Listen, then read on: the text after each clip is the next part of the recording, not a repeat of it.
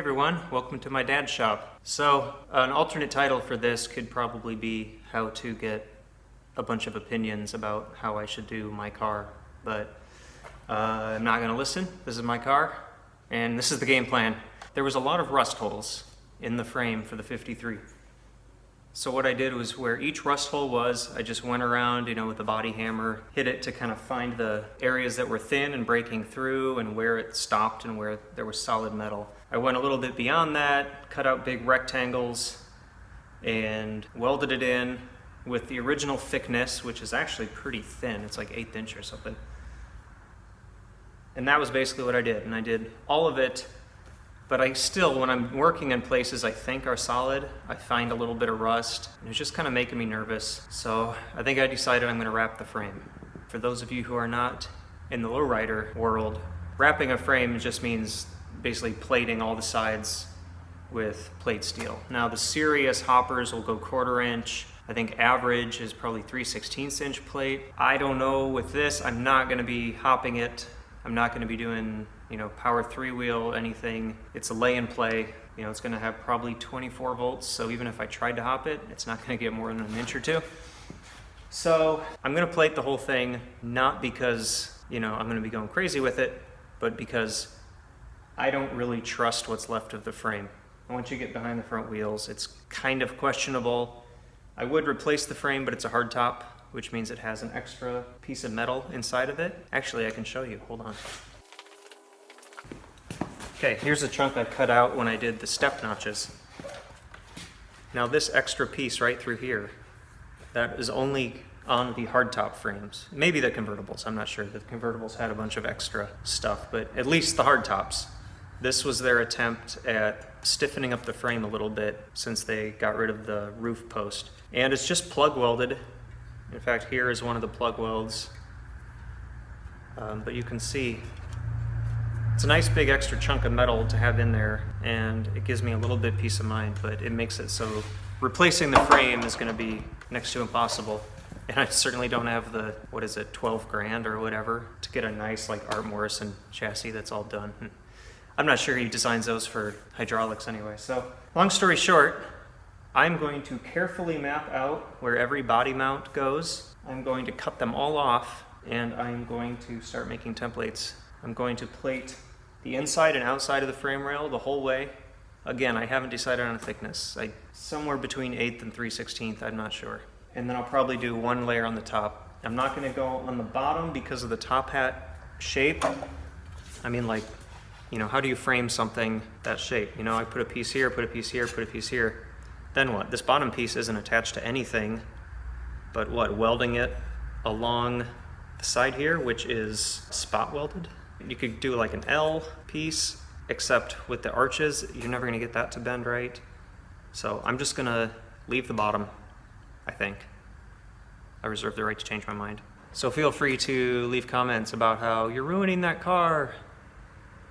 No, I'm not. The weather, Iowa ruined this car. I am turning it into exactly the car I want. So here we go, time lapse.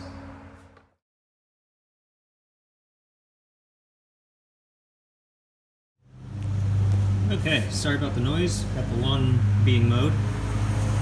So I just meticulously diagrammed and took notes on where the locations are of all the holes and brackets so I can take them off. So here we go.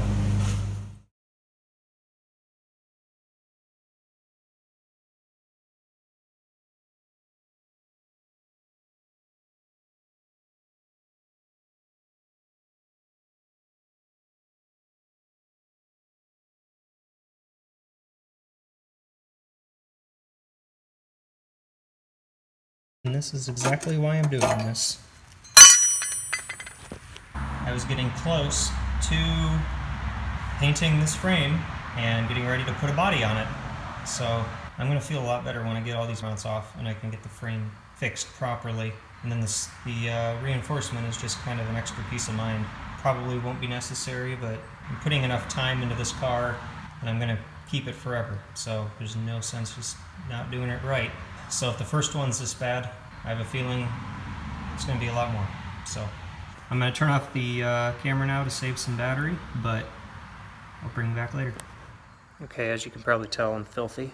I've been out here working on this frame. And I know somebody's going to say, you should really use a guard on the grinder and you should have a full face mask. Yeah, I know.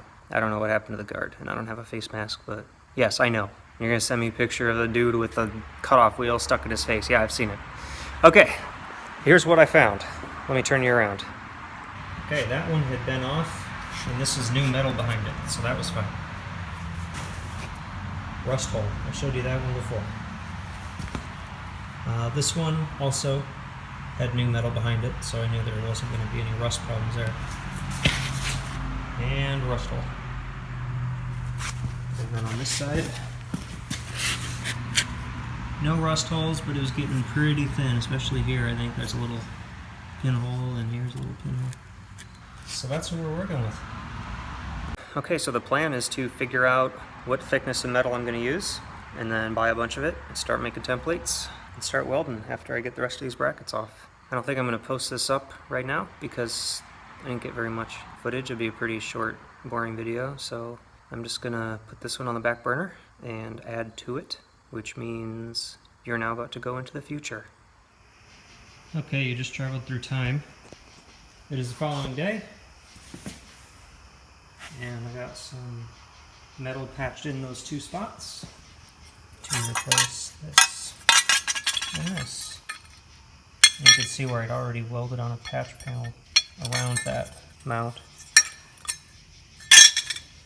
So I'm happy I took those off.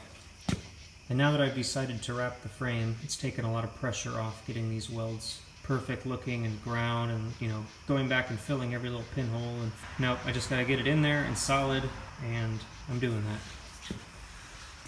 I've started my templates. I'm gonna try to bring back some better tools for it, but so far so good.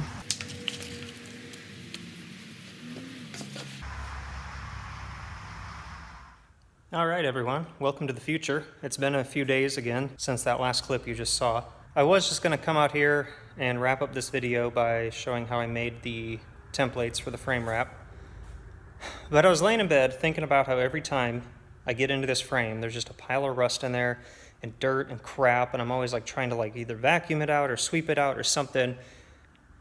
And it occurred to me that if there was a way to just lift this frame up vertically and beat on it on the ground, probably all that crap would come out. And eventually I am going to seal the inside of the frame. Well, a couple different companies make it, but it's basically a big long straw, and you stick it in the holes and you pull it through, and it just sort of coats the inside to keep it from rusting any further.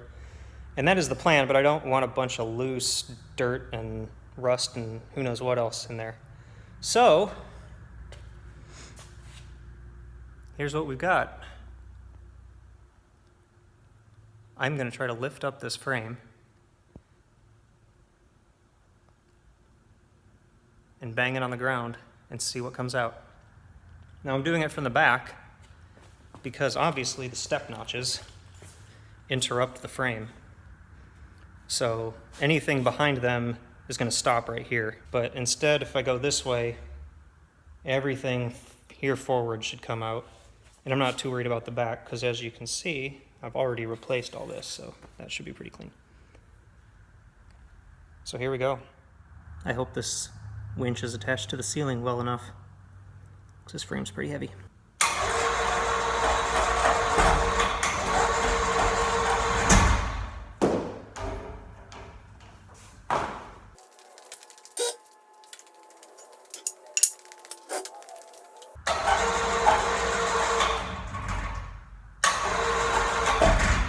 This might not be tall enough.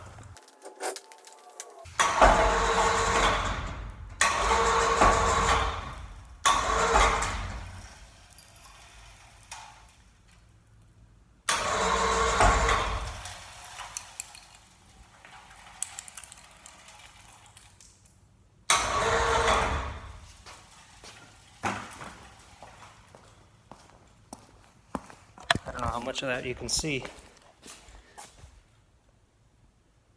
but it's already starting to come out of the holes.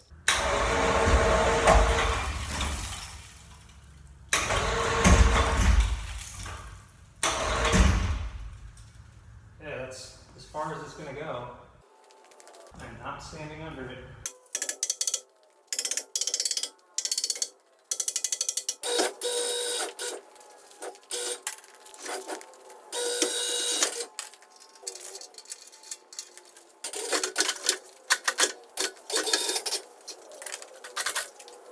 I think this is just a bad idea.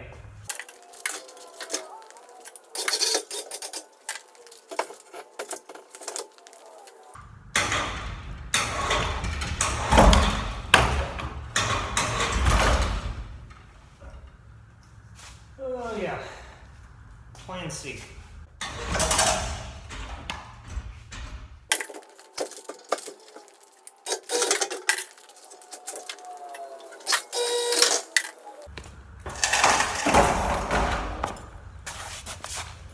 This is why women live longer than men.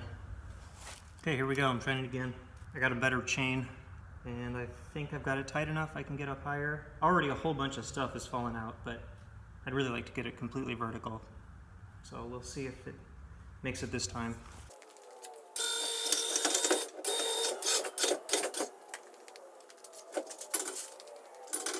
So close.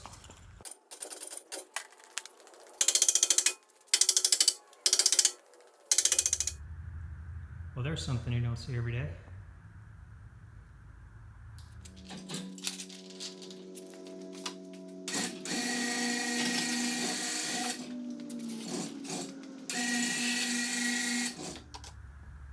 Alright, I think that's going to wrap this video.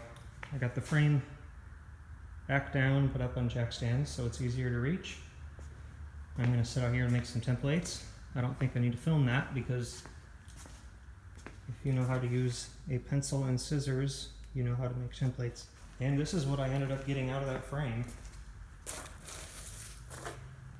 So yeah, I suppose it wasn't hurting anybody in there, but I feel like when you see those really nice shiny cars in a car show winning awards, they probably don't have that in their frames. I'll rest a little easier knowing that's all out. So that concludes this video, and in the next one, I will probably be wrapping this frame. See you then!